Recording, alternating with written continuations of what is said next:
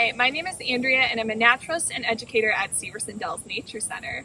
And today I have the privilege of taking you on a paddle down the Kishwaukee River.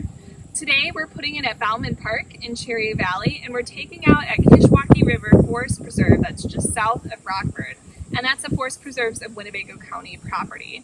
This paddle will be about 2 hours long and it's really beautiful. It features some sandbars, some trees, some prairie, and it's covered with natural areas along the way. I'm glad you're joining us and I can't wait to find out what we'll see.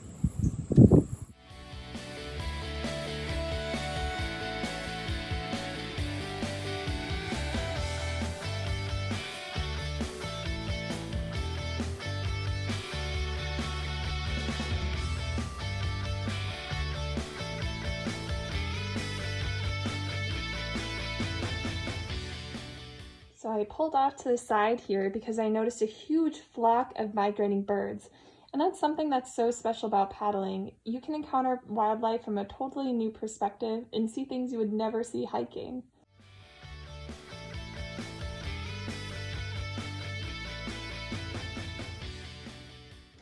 So this is a turn in the Kishwaukee River by Espenshide Forest Preserve.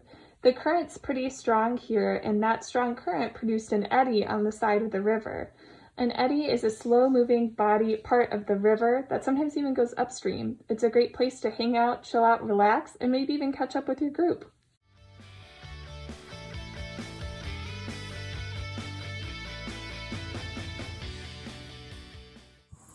Right now, I'm on a sandbar just past Espenshide Forest Preserve. And if you look around, you'll probably notice it's really rocky. It's actually not that sandy. And that's because the Kishwaukee is a rock bottom river. And the reason why is actually pretty cool. So if you were to look at these rocks a little bit longer, you notice that there's a lot of variety and diversity between colors and textures and shapes and sizes. Well, that's because these rocks are from all over the place. They were brought here on the bottom of a glacier during one of the last glacial episodes around 100,000 years ago.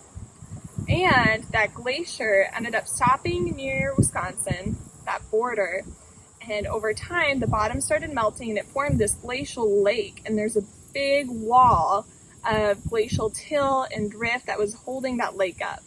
Well, eventually the pressure of that water became so intense that it burst through that wall, and the Kishwaukee was basically formed overnight. So all of these rocks were dragged from different places by the glacier and deposited here, and that's how the Kishwaukee was born.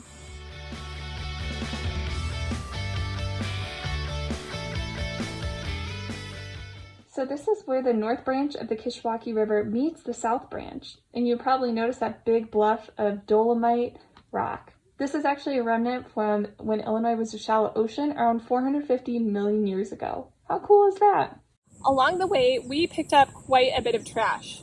Most of it is water bottles. Now, if you're ever on the river, I encourage you to pick up trash that you can get to safely. Sometimes though, it's caught in trees, and unless you're an experienced paddler, I would just let that be for now for your own safety. But also if you're paddling, please, please, please keep track of your gear. It might seem like this water bottle's not much of an issue, but it'll break down and cause plastic to get into the fish, mussels, and wildlife in this river ecosystem. And just a little bit of forethought can prevent that. We just finished a beautiful 2-hour paddle down the Kishwaukee, and we're taking out here at Kishwaukee River Forest Preserve. Now, if you enjoyed this virtual paddle and would like to go on an actual paddle, when coronavirus isn't an issue any longer, usually in the summers we do canoe convoys every Monday night through Severson Nature Center. We provide the boats and the gear, and you just bring yourself and a smile, and we'll enjoy about a 2-hour paddle down the river with guided instruction and some safety tips as well. And if you have a child or know of a child between the ages of 12 and 16, they could join us for our awesome week-long Blazing Paddles Day canoe camp, where we paddle different rivers and lakes in this area all day long. It's an absolute blast. And Rocktown Adventures also offers guided paddles too, so be sure to check those out, and I'd love to see you on the river sometime.